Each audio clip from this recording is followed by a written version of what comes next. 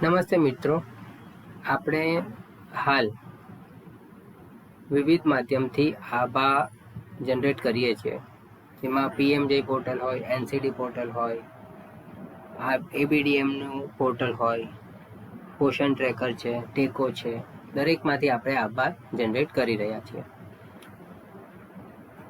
હવે આ આભા જે છે એ ક્યારે ઉપયોગી થાય? તો ત્યારે જ ઉપયોગી થાય જ્યારે એ તમામ પોર્ટલમાં સીડ થયેલું હોય. સીડ ઇન ધ સેન્સ કે જે લાભાર્થીનું નામ હોય એની સામેનું આભા નંબર ત્યાં દેખાતું હોય. તો ટેકોમાં પણ આપણે આભા નંબર નાખવા પડે.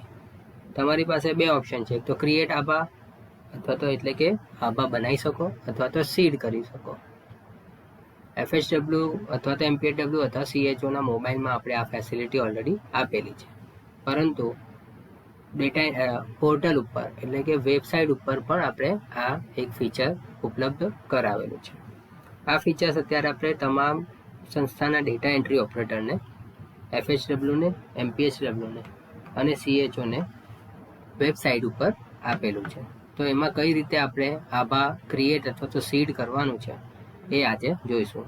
આજના વિડીયોમાં આપણે ફક્ત આભા સીડ કરવા માટેનું જોઈશું, કારણ કે મોટે ભાગનું જે ક્રિએટ કરવાવાળો પાર્ટ છે એ ઘણી બધી જગ્યાએ આપણે એક યા બીજા માધ્યમથી પૂર્ણ કરેલું છે.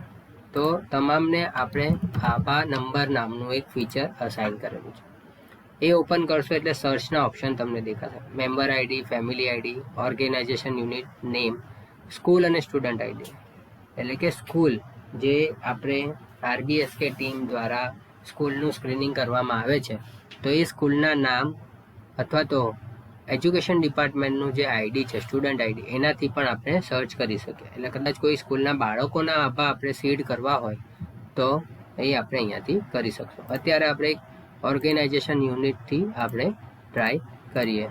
એમાં તમારે વિલેજ લેવલ સુધી ફરજિયાત સિલેક્ટ કરવાનું છે. ત્યારબાદ તમે સર્ચ કરશો એટલે એ ગામમાં જેટલા પણ લાભાર્થીના આભા સીડ નથી થયા, એટલે કે ટેકોમાં જેના આભા નથી, એ અહીંયા દેખાશે. આભા કદાચ બનેલા હોઈ શકે છે પણ ટેકોમાં નથી.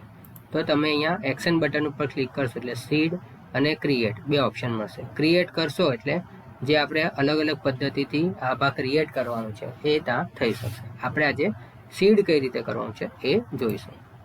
સીડ ઉપર ક્લિક કરશો એટલે આ રીતે તમને જે કન્સન્ટ લેવાની છે એ કન્સન્ટ અહીંયા લેવાની થશે. નેક્સ્ટ કરશો એટલે તમારી પાસે ઓપ્શન આવશે કે આ આભા નંબરથી સીડ કરવું છે કે મોબાઈલ નંબરથી. એટલે મોબાઈલ નંબર જે આપણે આભા બનાવવા માટે યુઝ કરેલો છે, એટલે કે આધારમાં જે રજિસ્ટર છે, એ મોબાઈલ નંબરથી પણ તમે અહીંયા સીડ કરી શકશો. આપણે આભા નંબરથી સીડ કરી નેક્સ્ટ કરીશું. અહીંયા તમારે એ લાભાર્થીનો આભા નંબર નાખવાનો છે.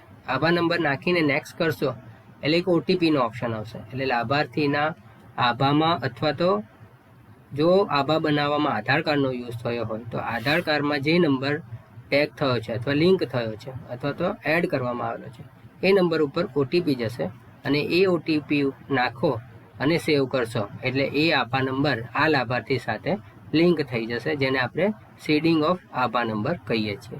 એટલે આ પ્રમાણે આપણે આભાની કામગીરી કરવાની છે. આભાર.